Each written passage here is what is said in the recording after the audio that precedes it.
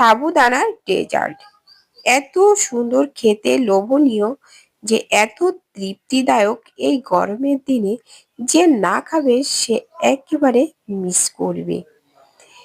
আর দেখতে দেখো কত সুন্দর হয়েছে, আর খেতেও কিন্তু দারুণ হয়েছে। নমস্কার বন্ধুরা, সবাই কেমন আছো? আশা করি সবাই ভালো আছো। আমার পল্লী জননী কুক সেন্টারে নতুন একটা পর্ব দেখার জন্য সবাইকে জানাই স্বাগত। আজকে দেখো তোমাদের সাথে একটা যে ডেজার্টের ভিডিও নিয়ে এলাম। দেখো এটা আর কি উনান জ্বালানো লাগবে না, কোনো গ্যাস জ্বালানো লাগবে না। তো দেখো কিভাবে তৈরি করলাম সাবুদানা দিয়ে। তো খেতে এতটাই সুস্বাদু টেস্টি হবে যে যারা খেতে চায় না তারাও কিন্তু চেটেপুটে খেয়ে নেবে, এতটাই লোভনীয় হবে এই ডেজার্টটা। তো ভিডিওটা সবাই দেখতে থাকো, কেউ স্কিপ করো না, প্রথম থেকে শেষ পর্যন্ত দেখার অনুরোধ রইল। আর দেখা শুরুতে কিন্তু একটা লাইক করে দিও, আর নতুন বন্ধুরা আমার চ্যানেলটা সাবস্ক্রাইব করে পাশে থেকো। তো চলো দেখো কি করে এই ডেজার্টটা তৈরি করলাম। এই গরমের দিনে ঠান্ডা ঠান্ডা এটা খেতে কিন্তু দারুণ লাগে। তাছাড়া যে কোনো উপবাসের দিন এই সাবুদানা দিয়ে এটা তৈরি করে খাওয়া যাবে। তো আজকে তো পারছিলাম, তার জন্য তো দেখো আমি এটা তৈরি করে নিলাম। তো কিভাবে তৈরি করলাম দেখতে থাকো। ডেজার্টটা তৈরি করার জন্য দেখো এক বাটি সাবু নিয়েছি।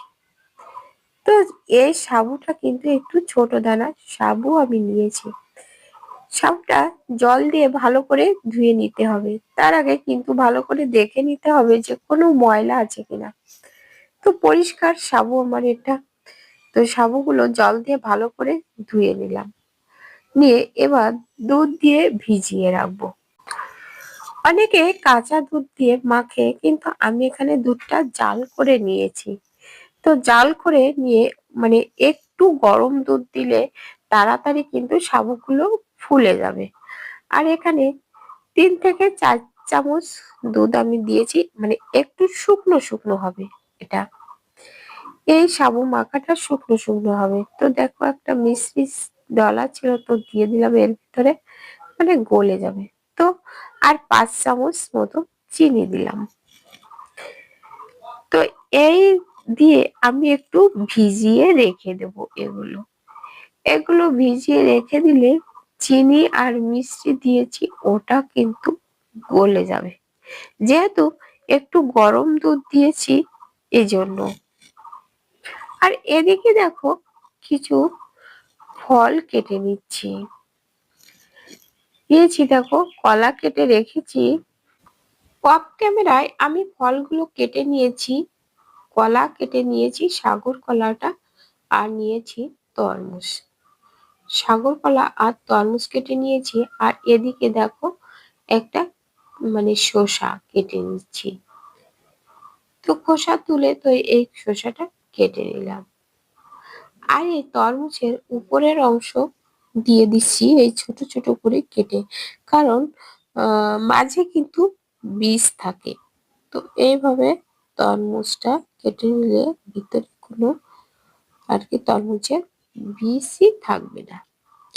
আর এবার দেখো এদিকে এই যে হাফ নারকেল নিয়েছি, কিন্তু ডাব নারকেল মানে একটু শক্ত হয়ে গেছে। তো এটা কিন্তু কুড়ুনি দিয়ে কোরানো যাবে না। তো দেখো আমি ছুরি দিয়ে এরকম একটু কেটে কেটে দিয়েছি, যাতে একটু ছোট ছোট টুকরো হয়। আর দিয়ে এবার দেখো চামচ দিয়ে তুলে দিচ্ছি। চাইলে কুড়ুনি দিয়েও কিন্তু কুড়ানো যেত, কিন্তু আসলে কিন্তু কুড়ুনি দিয়ে ভালো কুড়ানো যেত না, যেহেতু ভালো শক্ত হয়নি। তো একেবারে আবার নরমও না। তো এই জন্য দেখলাম এভাবে চামচ দিয়ে করে নিলেও ভালো হবে। প্রথমে ছুরি দিয়ে এভাবে একটু কেটে কেটে নিয়ে তারপরে চামচ দিয়ে তুলে নিলে হয়ে যাবে। তো পুরো নারকেলটুকু আমি এভাবে তুলে নেব। আর এইভাবে যদি সাবু আর কি মাখা হয় খেতে কিন্তু দারুণ লাগে। এটা কিন্তু যে কোনো উপবাসের দিন সাবুটা এভাবে মেখে নিতে পারো। যে কোনো ধরনের ফল থাকলে ঘরের ভিতরে যে ফল থাকবে সেই ফলগুলো দিয়ে এভাবে তৈরি করে নিয়ে খেয়ে দেখো একবার, খেতে কিন্তু দারুণ লাগে। তো এর ভিতরে দেখো যে কোনো ধরনের ফল কিন্তু দেওয়া যাবে। তোমরা চাইলে এখানে আঙ্গুর দিতে পারো, বেদানা দিতে পারো, যার ঘরে যেমন ফল থাকে সে তেমন সেইভাবে দিয়ে এটা তৈরি করে নেওয়া যাবে। তবে এর ভিতরে আমি আর একটা জিনিস মিশাবো, সেটা দিলে আরো খেতে দুর্দান্ত লাগবে। তো দেখো একটু মিশিয়ে নিচ্ছি আমি, মিশানোর পরে তো দেব। তো এই যে দেখো দিয়ে দিলাম 1 প্যাকেট গুঁড়ো দুধ। এই 1 প্যাকেট গুঁড়ো দুধ এর সাথে মিশিয়ে দিলে এর টেস্টটা আরো সুন্দর হবে। তো বন্ধুরা তোমাদের কাছে কেমন লেগেছে কমেন্ট করে জানাতে কিন্তু ভুলো না। একটা লাইক দিতে ভুলে গেলে অবশ্যই একটা লাইক করে দিও। আর নতুন বন্ধুরা আমার চ্যানেলটা সাবস্ক্রাইব করে পাশে থেকো। গুঁড়ো দুধটা দিয়ে দেখো উপর নিচে করে এই যে দেখো মেশানো হয়ে গেছে। তো বন্ধুরা তোমাদের কাছে কেমন লেগেছে কমেন্ট করে জানাতে তো ভুলো না। একটা লাইক দিতে ভুলে গেলে অবশ্যই একটা লাইক করে দিও।